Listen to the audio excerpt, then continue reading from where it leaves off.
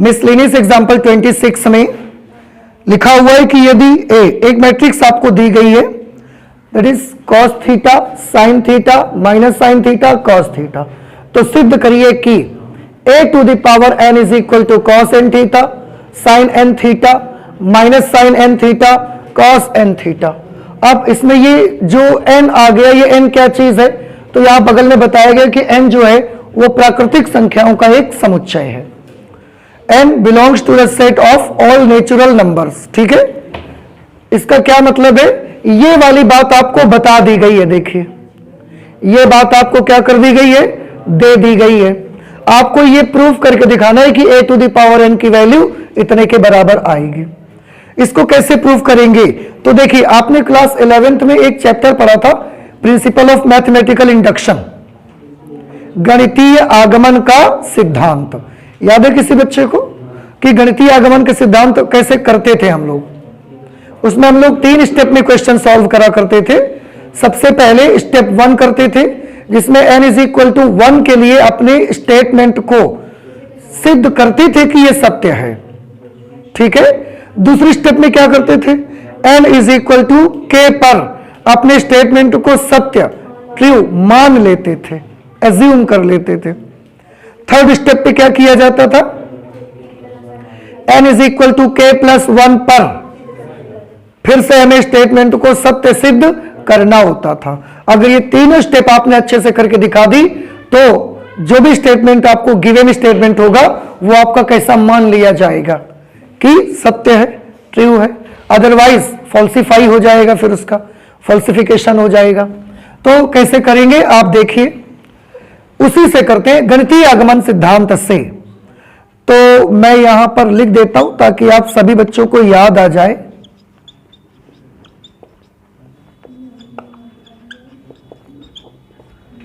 गणितीय आगमन सिद्धांत अंग्रेजी में क्या बोलते थे इसको, principle of mathematical induction. I will not right here the full name, principle of mathematical induction, गणितीय आगमन का सिद्धांत से। सबसे पहले हम इसको इससे प्रूव करेंगे और सबसे पहले स्टेप 1 लेते हैं हम। स्टेप 1 पे क्या करेंगे, और एक काम कर लो आप, इसको आप मान लीजिए P ऑफ n। स्टेटमेंट को ऐसे लिखा जाता था ना, P ऑफ n से रिप्रेजेंट करते थे। स्टेप 1 क्या करेंगे बताइए, for n is equal to 1, n is equal to 1 के लिए P of 1 is equal to, n की जगह 1 लिखेंगे, n की जगह 1 लिख दिया, तो यहां पर क्या आ जाएगा, a टू द पावर 1। अब a टू द पावर 1 आएगा तो हम लिखें ना लिखें कोई फर्क नहीं पड़ता, जहां जहां भी n है वहां वहां 1 लिख दीजिए। इसमें cos 1 लिखेंगे तो क्या मिल जाएगा, cos theta sign theta minus sine theta और कॉस थीटा। और आप देखिए ध्यान से, ये कुछ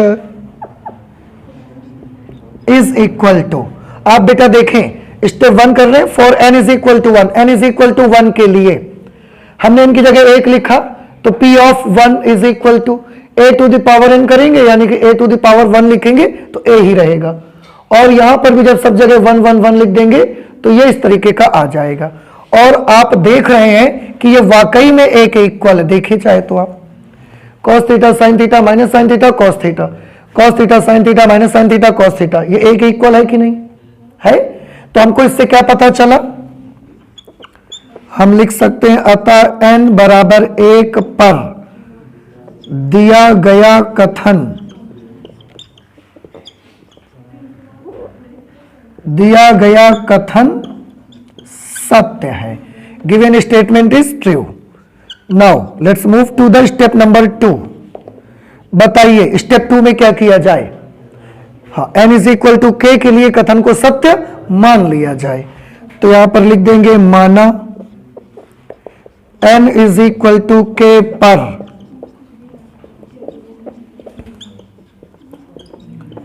दिया गया कथन सत्य है। तो देखो ये हमने माना है, हम दिखा नहीं रहे हैं, हम मान लिया कि n बराबर k पर दिया गया कथन सत्य है। तो लिख दीजिए फिर इसमें P of K is equal to A to the power K is equal to, n की जगह K लिख रहे हैं ना, यहां पर आप K लिखोगे तो क्या आएगा, cos K theta sin K theta minus sine K theta cos K theta. ये चीज हमने मान ली, एज्यूम कर ली। अब इसको हमको कैलकुलेट नहीं करना, कुछ भी मान लिया बस हमने। इसके बाद हमने क्या करना है बताइए, स्टेप नंबर 3। स्टेप नंबर 3 पर क्या करेंगे, n is equal to K plus 1 के लिए अगर हम n की जगह K प्लस 1 लिख देंगे तो उसके लिए क्या होगा, तो n इज इक्वल टू अगर हम K प्लस 1 लिखेंगे तो आप देखिए क्या होगा, P of K plus 1 is equal to A to the power K plus 1, क्योंकि n की जगह पर हमको K प्लस 1 लिखना पड़ेगा। ठीक है, यहां भी जहां जहां n है सब जगह K प्लस 1 लिखो आप, तो यह आएगा cos K प्लस 1 थीटा, यहां पर आएगा साइन K प्लस 1 थीटा, यहां पर आएगा minus sine K plus 1 theta, और यहां पर आएगा cos K प्लस 1 थीटा। ठीक है, लेकिन हमको यहां क्या करना रहेगा, हमको यहां इसको प्रूव करना है। देखिए मैं फिर से आपको याद दिलाऊं, n इज इक्वल टू 1 पर आप स्टेटमेंट को सत्य सिद्ध करते थे, फिर n is equal to K पर स्टेटमेंट को मान लेते थे कि ये सही है, और n is equal to K plus 1 पर फिर से आपको एक बार स्टेटमेंट को सत्य सिद्ध करना पड़ेगा, तो प्रूफ होगा कि दिया गया कथन प्रत्येक नेचुरल नंबर के लिए सत्य है। ठीक है, तो ये चीज आपको प्रूफ करनी पड़ेगी, ऐसे नहीं माना जाएगा। आपको प्रूफ करना पड़ेगा that A to the power K plus 1 will be equal to this matrix, ये प्रूफ करके दिखाना पड़ेगा आपको। ठीक है, चलिए प्रूफ करते हैं। फिर प्रूफ करने का तरीका हमारा क्या है, हम इसका लेफ्ट हैंड साइड ले लेते हैं, इसको सॉल्व करते हैं। अगर ये आ जाएगा तो मान लेंगे कि प्रूफ हो गया। आप नहीं मानेंगे, आप मानेंगे ना कब, हम ये लेफ्ट हैंड साइड लेके सॉल्व करें, और अगर ये चीज हम ला के दिखा देंगे आपको तो आप मान जाओगे ना कि प्रूफ हो गया। यही तो एक तरीका रहता है हमारा। ओके, तो हम इसका लेफ्ट हैंड साइड उठा लेते हैं यहां से, and this is a very easy method. Left hand side क्या है, लेफ्ट हैंड साइड पे A to the power K plus 1, and I will have to solve this number A to the power K plus 1। A to the power K plus 1 को आप क्या लिख सकते हो, A multiplied by A to the power K। याद आ रहा है कुछ आपको, जैसे एक क्यूब निकालते थे तो आप क्या लिखते थे, A multiplied by A square, तो ऐसे ही A to the power K plus 1 को आप लिख सकते हो A multiplied by A to the power K। देखो इसकी पावर कितनी है 1, इसकी पावर कितनी है K, तो मल्टीप्लाई करने पर पावर क्या होती है, ऐड हो जाएंगी, फिर से वही आ जाएगा। अब आप ध्यान से देखो, A की जगह पर तो हम A की वैल्यू लिखेंगे, A की वैल्यू है ये वाली वैल्यू लिख देंगे A की जगह पर, cos theta sign theta minus sign theta cos theta, this is A multiplied by A to the power K। Where is A to the power K, this is A to the power K। A to the power K, ये value जो लिखनी है वो आपको second step में मिलेगी, ये value वहां पर पुटअप कर दो, तो ये क्या हो जाएगा, cos K theta sine K theta minus sine K theta और cos K थीटा। बेटा इतने में कोई प्रॉब्लम तो आपको नहीं आई, अब समझ आ रहा है ना। अच्छा, अब इसको मल्टीप्लाई करना है, ये 2/2 की मैट्रिक्स है, ये भी 2/2 की मैट्रिक्स है, तो आंसर भी 2/2 की मैट्रिक्स में आएगा। मल्टीप्लाई करने का तरीका आप सभी बच्चों को मालूम है, कैसे मल्टीप्लाई करेंगे, पहले इस रो को लेंगे, इस कॉलम से मल्टीप्लाई करेंगे, तो cos थीटा का गुणा cos K थीटा से करेंगे, तो हम लिखेंगे cos K theta into cos theta. Sign theta को मल्टीप्लाई किससे करेंगे, माइनस साइन K थीटा, तो minus sine K theta into sine theta. ठीक है, इसको इससे मल्टीप्लाई कर दिया। अब इसी रो को इस कॉलम से मल्टीप्लाई करना है, तो कॉस थीटा को किससे मल्टीप्लाई करेंगे? साइन के थीटा से। तो हम लिखेंगे sign K theta into cos theta. Multiply कर रहे हो, किसी को भी आगे लिख लो पीछे लिख लो, कोई फर्क नहीं पड़ता उससे। साइन थीटा को किससे मल्टीप्लाई होगा? कॉस के थीटा से, तो प्लस कॉस के थीटा इंटू साइन थीटा। अब सेकेंड रो ले लेते हैं और इसको पहले मल्टीप्लाई करेंगे फर्स्ट कॉलम से। माइनस साइन थीटा को मल्टीप्लाई करेंगे कॉस के थीटा से। तो मैं यहां पर लिख देता हूं माइनस कॉस के थीटा साइन थीटा। देखो इसको इससे किया ना, तो माइनस कॉस के थीटा साइन थीटा। अब कॉस थीटा को इससे मल्टीप्लाई करेंगे तो minus sine K theta cos theta, minus sine K theta cos theta. थोड़ा सा आगे पीछे मैंने कर लिया है टर्म को, बट मल्टीप्लाई करने से यही मिलेगा आपको। अब इस कॉलम से करिए माइनस साइन थीटा को साइन के थीटा से, तो हमने इसको किया minus sine K theta sine theta. Cos theta को कॉस के थीटा से करेंगे तो प्लस कॉस के थीटा कॉस थीटा। अब बताइए, मल्टीप्लिकेशन तो आपको समझ में आ गया होगा, ठीक। अब थोड़ा गौर से देखिएगा बेटा, ये क्या है? Cos A cos B minus sign A sine B. Cos A cos B minus sign A sine B किसका फॉर्मूला होता है? कॉस ए प्लस बी का। तो कॉस ए की जगह के थीटा और बी की जगह थीटा, तो कॉस के थीटा प्लस थीटा। समझ रहे हैं? हमें यहां पर क्या लिखना चाहिए? कॉस के थीटा प्लस थीटा। हम चाहें तो थीटा कॉमन कर लें, तो के प्लस 1 थीटा, तो कॉस के प्लस 1 थीटा। इसी तरीके से इसको देखो, sign A cos B plus cos A sine B. Sign A cos B plus cos A sine B, sign A plus B आप करेंगे, फिर से वही चीज हो जाएगी, साइन के प्लस 1 थीटा। इसको आप देखो, अगर आप माइनस कॉमन कर लेते हो, दोनों से माइनस कॉमन हो जाएगा तो भीतर प्लस हो जाएगा। फॉर्मूला कौन सा बनेगा? ध्यान से सुनिएगा, sign A cos B plus cos A sine B. Sign A plus B का बना, तो यहां पर आ जाएगा साइन ए प्लस बी के प्लस 1 थीटा। इसको ध्यान से देखिए, तो cos A cos B minus sign A sine B, cos A cos B minus sign A sine B, cos A plus B. तो इसको हमने कर दिया कॉस और ए प्लस बी के लिए के प्लस 1 थीटा। और आप देखें बेटा गौर से कि इसका लेफ्ट हैंड साइड क्या है? A to the power K plus 1 है इसका left hand side, A to the power K plus 1। और अब देख ले प्लीज कि इसका राइट हैंड साइड क्या है। ये देख रहे हैं आप, इसको मैच करिए, ये इसका राइट हैंड साइड है। हमने आपको क्या बोला था कि अगर हम इसको सॉल्व करते करते ये ले आए तो आप मान जाओगे कि सत्य है के प्लस 1 पर। मान गए? तो क्या लिख दिया जाए? फिर लिख दिया जाए left hand side is equal to right hand side. लिख देंगे अतः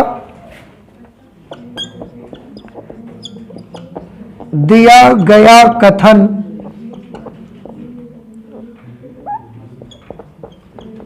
सभी small n belongs to capital N के लिए सत्य है। बस प्रूफ हो गया। ये हमें काम करना रहेगा। जब भी कोई स्टेटमेंट इस तरीके का प्रूफ करने के लिए आएगा, उसको हम गणितीय आगमन सिद्धांत से प्रूफ कर दिया करेंगे। आप बताएं कि क्या सभी बच्चों को ये समझ आया या नहीं आया? भाई आई समझ में ये चीज? नहीं आया? आ गया सबको? तो इरेज कर दें फिर हम इसको। ओके, नोट करिए आप जल्दी से इसे। एग्जाम्पल 27 में लिखा हुआ है, यदि ए तथा बी समान कोटि के सममित आव्यूह हैं। आपको क्या बता दिया गया कि ए और बी जो हैं वो समान कोटि के हैं, मतलब सेम ऑर्डर के हैं और सममित आव्यूह है, सिमेट्रिक मैट्रिसेस हैं दोनों। तो दर्शाइए कि ए बी सममित है। आपको यह प्रूफ करना है कि जो ए बी है वो भी सिमेट्रिक है। उन्होंने एक कंडीशन दी है कि यदि और केवल यदि ए तथा बी क्रम विनिमेय है, यानी कि ए और बी क्रम विनिमय नियम का पालन करते हैं, अर्थात A B is equal to B A. ठीक है, देखते हैं क्वेश्चन में क्या करना है हमको। सबसे पहले तो जो दिया गया है उसको नोट कर लेते हैं। गिवन क्या क्या है बताइए? कि ए और बी समान कोटि के सममित अवयव हैं। बेटा अगर ए और बी समान कोटि के सममित अवयव हैं तो सममित अवयव के लिए क्या रूल पढ़ा है आपने? अगर ए सममित अवयव है तो ए का ट्रांसपोज किसके बराबर होना चाहिए? ए के इक्वल होना चाहिए। और बी का ट्रांसपोज किसके इक्वल होना चाहिए? बी के। याद करिए, सममित और विषम सममित, सिमेट्रिक और स्क्यू सिमेट्रिक, दो तरीके की मैट्रिसेस पढ़ी है कि नहीं पढ़ी है आपने? सिमेट्रिक मैट्रिक्स की क्या कंडीशन थी? ए का ट्रांसपोज खुद ए के बराबर होना चाहिए। समझ में आया? और विषम सममित यानी कि स्क्यू सिमेट्रिक की क्या पहचान थी? कि किसी भी मैट्रिक्स का जो ट्रांसपोज होगा उस मैट्रिक्स के नेगेटिव के इक्वल होना चाहिए। तो क्वेश्चन के मुताबिक दोनों सममित हैं, इसलिए ए डैश ए के इक्वल होगा और बी डैश बी के इक्वल होगा, क्योंकि दोनों ही सिमेट्रिक हैं। दर्शाइए कि ए बी सममित है। We have to prove,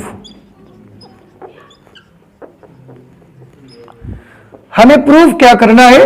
A B सममित है, यह चीज प्रूव करनी है।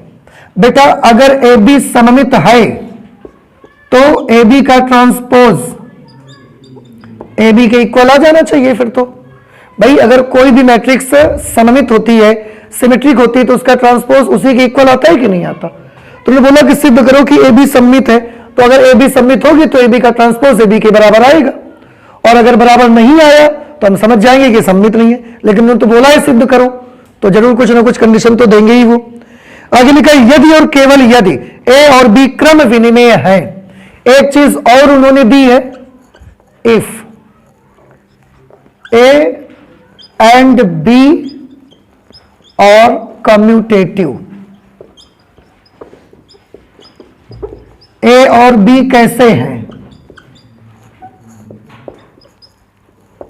क्रम विनिमेय है। क्रम विनिमेय है, इसका मतलब है ए बी की वैल्यू किसके बराबर है? बी ए के। ठीक है, अब थोड़ा ध्यान से देखिए जरा सभी लोग, क्या क्या दिया गया है। ए डैश ए के इक्वल, मैं फिर से एक बार क्वेश्चन पढ़ देता हूं। ए और बी दोनों समान ऑर्डर के, समान कोटि के, समान ऑर्डर के सममित अवयव हैं। सममित अवयव की पहचान है कि ए का ट्रांसपोज ए और बी का ट्रांसपोज बी के इक्वल होना चाहिए। क्लियर? उन्होंने बोला तो सिद्ध करो कि ए और बी यानी कि ए बी एक सममित अवयव है। अगर ए बी सममित अवयव है तो ए बी का ट्रांसपोज किसके इक्वल आएगा? ए बी के। ये चीज नहीं समझ में आई। अगर एक कोई मैट्रिक्स अगर सममित होता है तो उसका ट्रांसपोज उसी के तो बराबर आता है, तो अगर ए बी सममित है तो ए बी का ट्रांसपोज ए बी के बराबर आएगा। एक बात उन्होंने और बताई कि यदि और केवल यदि ए और बी क्रम विनिमेय है, अर्थात A B is equal to B A, ये उन्होंने ये भी दे दी बात। तो ठीक है, हम प्रूव करना स्टार्ट करते हैं। यहां से लेफ्ट हैंड साइड ले लेते हैं। लेफ्ट हैंड साइड पे क्या है? A B transpose.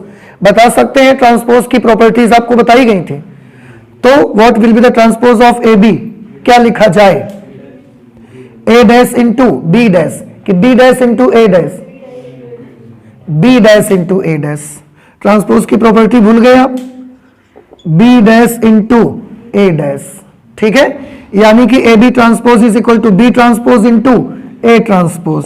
अब according to our given condition B dash is equal to B and A dash is equal to A, तो बी डैश की जगह पर मैं क्या लिख सकता हूं? बी।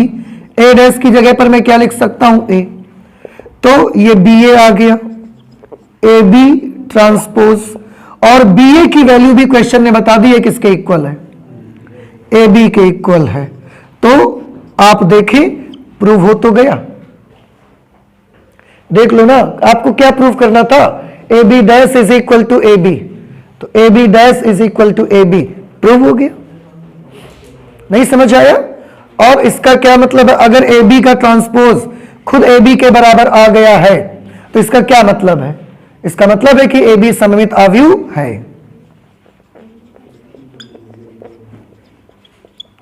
देयरफॉर ए बी एक सममित अव्यूह है। ठीक है, ये हमने कौन सा क्वेश्चन कर दिया? Example number 27। अब एग्जाम्पल नंबर 28 पर आ जाते हैं जरा।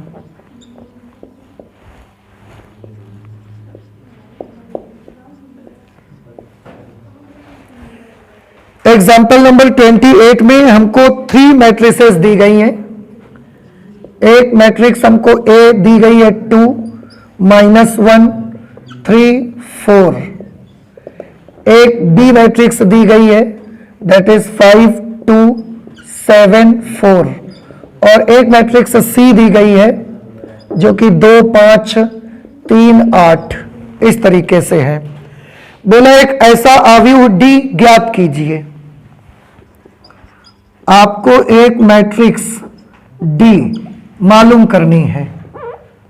ठीक है, मैट्रिक्स डी की वैल्यू आपको पता लगानी है और कंडीशन क्या दी गई है? C D minus A B is equal to 0 matrix.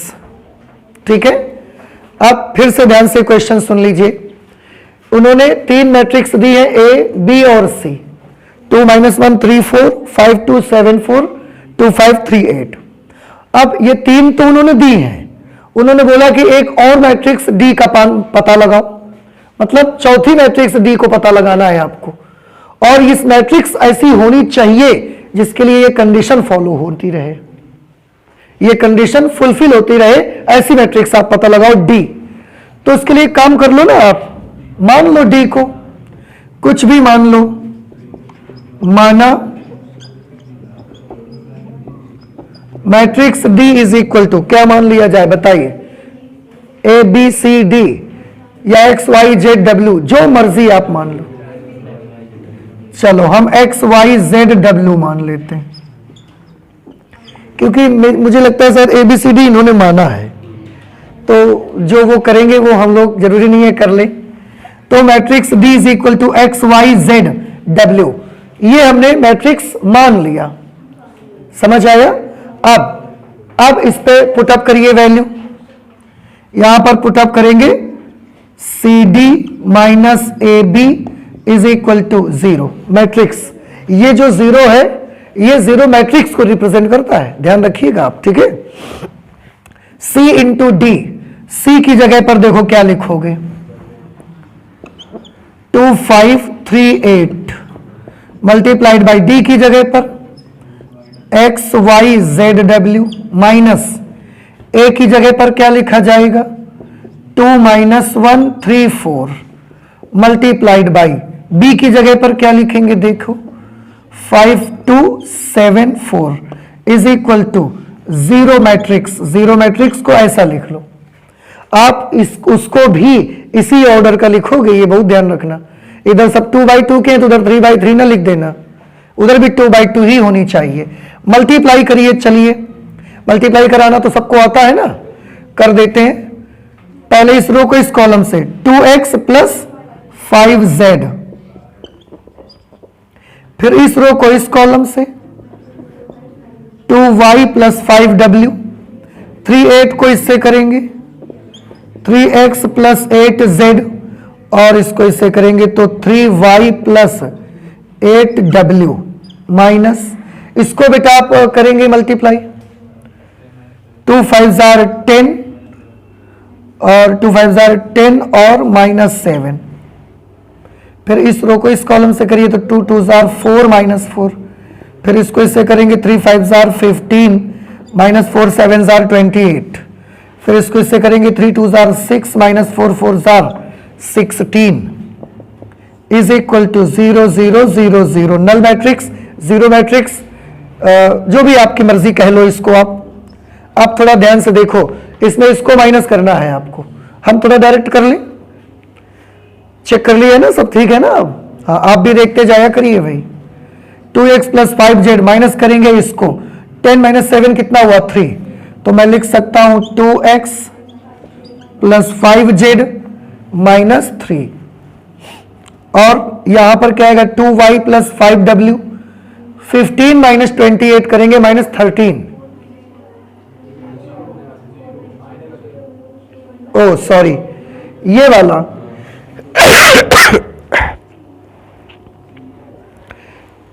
4 से 4 कैंसिल होके 0 बना लिया इसने, तो 2y प्लस 5w माइनस 0, तो 2y प्लस 5w।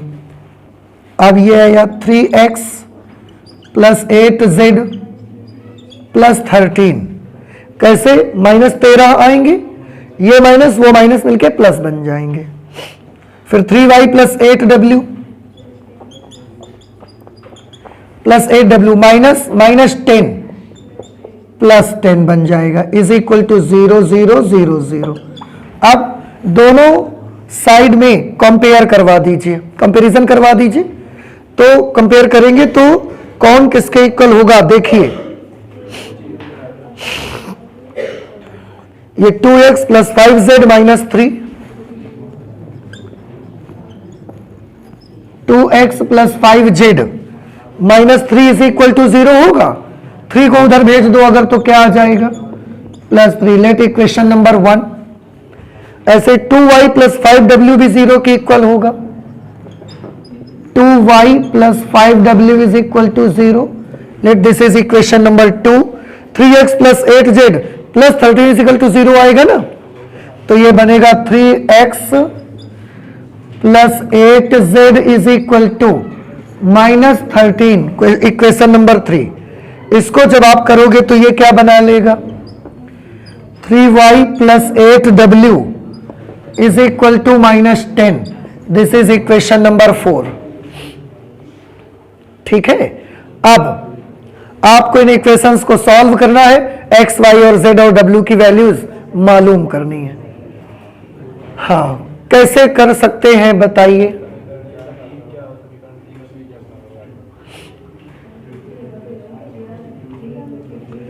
x और z में एक इक्वेशन ये है और x और z में एक इक्वेशन ये है।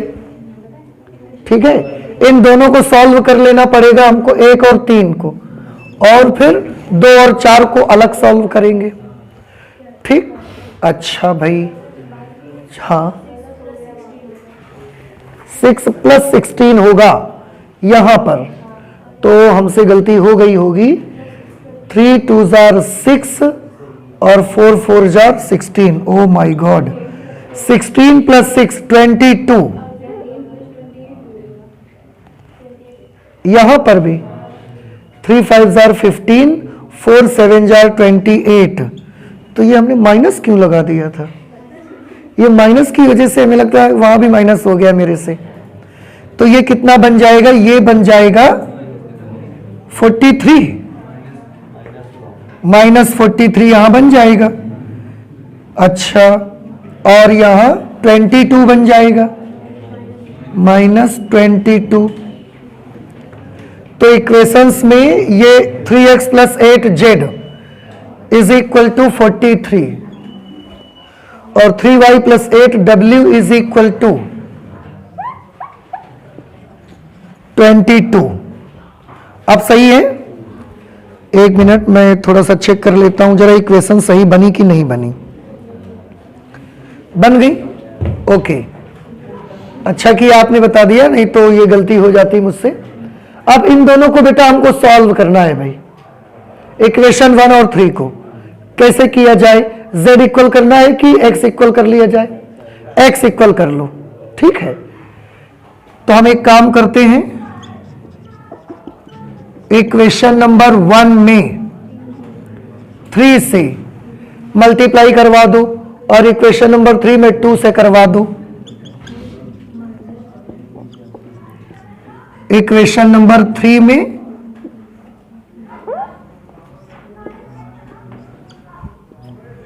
इक्वेशन नंबर 1 में 3 से, इक्वेशन नंबर 3 में 2 से मल्टीप्लाई करो और इसके बाद जो ये वाला आएगा उसमें इसको माइनस कर दो।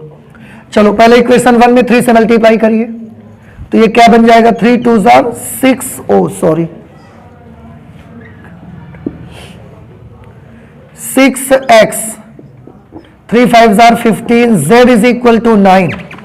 इक्वेशन 3 में 2 से मल्टीप्लाई करो, 3 में 2 से मल्टीप्लाई करो, 2 3 jar 6x, 2 8 jar 16, z 43, 2 jar 86। और क्योंकि सब्ट्रैक्ट करना है तो तो कर दे रहे, plus 6x minus 6x cancel, ठीक है, 15z और minus 16z, minus z, minus 86 और प्लस के 9, 77, 9 7 16, 77 वो भी माइनस के। Therefore z is equal to 77। अब बेटा z आ गया, तो z यहां रख दो तो x आ जाएगा। z का मान समीकरण 1 में रखने पर, तो z की वैल्यू जब यहां लिखेंगे, पहले हम इक्वेशन नंबर 1 नोट करते हैं, 2x plus 5z is equal to 3, 2x 5 z की जगह पर बेटा 77 इज इक्वल टू 3, प्लस 5 7 35, 35 और 3 38 इज इक्वल टू 3, 35 उधर जाके माइनस हो जाएंगे, तो माइनस 382, 382,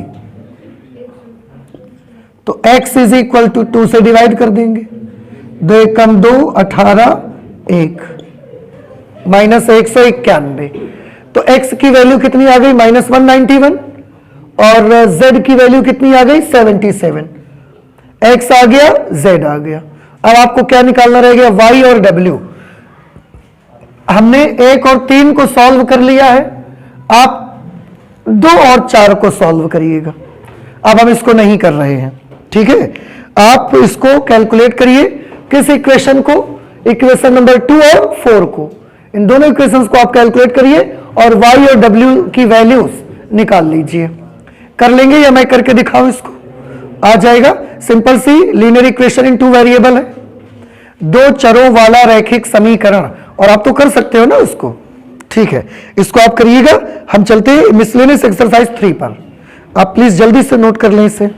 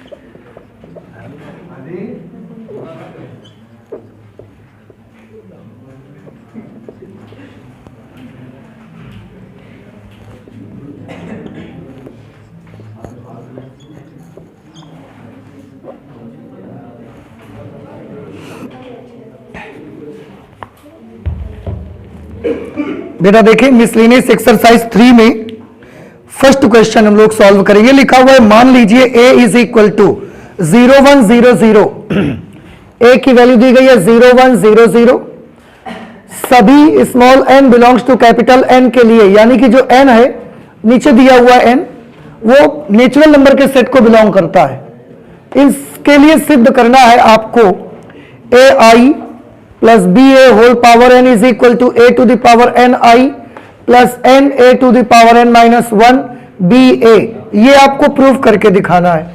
उन्होंने आई के बारे में बताया है, जहां आई कोटि 2 का तत्समक आव्यूह है, ऑर्डर 2 का आइडेंटिटी मैट्रिक्स है आई। मैं एक बार फिर से आपको जनरली बता देता हूं, आप ध्यान से सुन लीजिए। ए की ये वैल्यू उन्होंने दी है और फिर बोला है कि ये वाला जो स्टेटमेंट आपके पास है, ये वाला स्टेटमेंट, ठीक है, इसको प्रूफ करके दिखाइए। किसके लिए? तो आंसर है इसमें जो एन आ रहे हैं स्मॉल एन, वो सब नेचुरल नंबर को बिलोंग करते हैं। और इसमें जो आई आ रहा है बीच बीच में, वो आई एक आइडेंटिटी मैट्रिक्स है ऑफ ऑर्डर 2/2। 2/2 का एक आइडेंटिटी मैट्रिक्स है वो। तो इसे प्रूफ करके दिखाइए।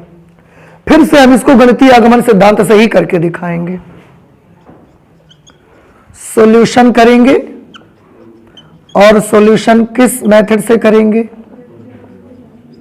गणितीय आगमन के सिद्धांत से, principle of mathematical induction. Principle of mathematical induction क्या करना रहता है बताएंगे आप हमको। सबसे पहले दिए गए स्टेटमेंट को n इज इक्वल टू 1 के लिए सत्य सिद्ध करना पड़ेगा, ठीक है। तो n इज इक्वल टू, इसे आप p ऑफ n मान लीजिए, ठीक है। देखिए स्टेप नंबर 1, स्टेप नंबर 1 क्या लेंगे? n इज इक्वल टू 1 के लिए, n इज इक्वल टू 1 के लिए, तो n की जगह 1 लिख दो आप। p of 1 is equal to, जहां भी n है सब जगह 1 लिख दीजिए। तो ये आ जाएगा A I plus B A to the power 1 is equal to A to the power 1 into I plus 1 into A to the power 1 minus 1 into B into A. आप इसे जब कैलकुलेट करोगे तो ये मिलेगा A I plus B A, power 1 में लिखे ना लिखे कोई फर्क नहीं पड़ता, इज इक्वल टू ये ए आई प्लस ये 1 है और यहां A to the power 1 minus 1, this will become 0, और ए टू द पावर 0 की वैल्यू 1 होती है। तो ये 1 है, ये 1 हो गया, बचा क्या? केवल बी ए। और आप देख रहे हैं बेटा ये चीज इसके बराबर आ रही है, आ रहे दोनों equal. It means for n is equal to 1 the given statement is true. n बराबर 1 पर दिया गया कथन सत्य है। इतनी बात समझ आ गई। अब स्टेप 2 पे बताइए, स्टेप 2 पे हमको क्या करना रहेगा? माना n is equal to k पर दिया गया कथन सत्य है। जो स्टेटमेंट हमको दिया गया है उसे हम n is equal to k के लिए सही मान लेते हैं। मान लिया सही है। अच्छा, अगर सही है तो फिर क्या होना चाहिए? p of k will be equal to A I plus B A to the power k, because in place of a n we have to put k, is equal to A to the power k i plus, oh sorry, in place of n we have to put k, k a to the power k minus 1 into b a। ये चीज हमने मान लिया।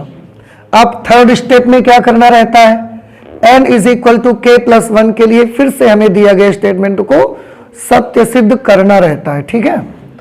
तो हम step 3 कर लेते हैं। n is equal to k plus 1 पर p of k plus 1 is equal to, देखो जहां भी n है वहां k प्लस 1 लिखो। पहले इसको मैंने नोट किया, A I plus B A to the power K plus 1 is equal to, N की जगह बेटा के प्लस 1 लिख दिया ना हमने। अब इसको करिए A to the power K plus 1 I plus K plus 1 A to the power K plus 1 minus 1, N की जगह के प्लस 1 लिखा, K plus 1 minus 1 into B into A into B into A. थोड़ा सा मैं इसे calculate करके आपको दिखाना चाहूंगा। A I plus B A to the power K plus 1 will be equal to A to the power K plus 1 into I plus 1 and 1, they will cancel each other and we will get k plus 1 a to the power k into b into a। नहीं समझ आया आप सभी को? नहीं आया? आ गया? Simple, सबने एक से एक ही तो कैंसिल किया है, ये तो आ जाना चाहिए सबको, ठीक है। और जो बचा है बस उतना ही लिख दिया मैंने यहां पर, ठीक।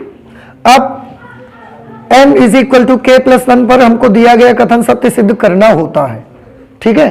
तो हमको इसकी वैल्यू इसके बराबर प्रूव करके दिखानी पड़ेगी, और अगर इसकी वैल्यू इसके इक्वल प्रूव करके दिखानी है तो हम एक काम करते हैं, लेफ्ट हैंड साइड ले लेते हैं, उसको सॉल्व करते हैं, ये आ जाएगा खुद। अगर आ जाएगा तो ठीक, नहीं आया तो नहीं सिद्ध हुआ फिर। तो लेफ्ट हैंड साइड ले लेते हैं हम इसका। लेफ्ट हैंड साइड है A I plus B A to the power K plus 1 is equal to, आप देखो मैं क्या लिख सकता हूं बेटा इसको, A I plus B A multiplied by A I plus B A to the power K. क्या मैं लिख सकता हूं या नहीं लिख सकता? इसकी पावर 1 है, दोनों मल्टीप्लाई में है, मल्टीप्लाई करने पे पावर ऐड हो जाएगी, फिर से के प्लस 1 बना लेंगे आप, तो हम लिख सकते हैं फिर तो। अब ए आई प्लस बी ए तो लिखा रहने दिया, A I plus B A to the power K, A I plus B A to the power K, ये हमको रखना है। ए टू द पावर के आई, ए टू द पावर के आई प्लस के ए to the power k minus 1 into B into ए। तो इसकी जगह तो यही लिख दिया, इसकी जगह पर हमने स्टेप 2 से वैल्यू नोट करके लिख दी। अब इसे सॉल्व करिए बेटा, ध्यान से देखिएगा। सबसे पहले मल्टीप्लाई करना है ना, पहले इसको इससे मल्टीप्लाई कर देते हैं, कर लेते हैं गुणा। ए आई को इससे मल्टीप्लाई करेंगे तो देखो इसको इससे, ए यहां पर है और ए टू द पावर के यहां पर है, ये मल्टीप्लाई होके क्या बना लेंगे, A to the power K plus 1 और I into I, A to the power K plus 1 I into I. I क्या है? Identity matrix. ये भी आई क्या है? Identity matrix. आइडेंटिटी मैट्रिक्स को आइडेंटिटी मैट्रिक्स से मल्टीप्लाई करिएगा तो आई ही आएगा। बात समझ में आई? तो ये आई आ जाएगा यहां पर, हटा दिया हमने। कोई प्रॉब्लम तो नहीं कि मैं लिख दूं पहले एक बार, समझ आ जाएगा ना आपको। अब इसको इससे मल्टीप्लाई करिए जरा, इससे आप मल्टीप्लाई करेंगे तो प्लस के, ध्यान से देखो a यहां पर है और a to the power k minus 1 यहां पर है, तो a to the power 1 plus k minus 1, इसकी पावर 1 और इसकी k minus 1 into b into a। तो इसको हमने इससे गुणा करा के ये लिख दिया। अब इसको हमने इससे मल्टीप्लाई करवाया तो k लिखा, a to the power 1 plus k minus 1 ये लिखा, इसके बाद b a लिखा और i बच गया लिखना, आई लिख दिया हमने। कोई प्रॉब्लम? अब और आगे चलते हैं, प्लस बी ए को इससे मल्टीप्लाई करेंगे तो a to the power k b a i, A to the power k b a I.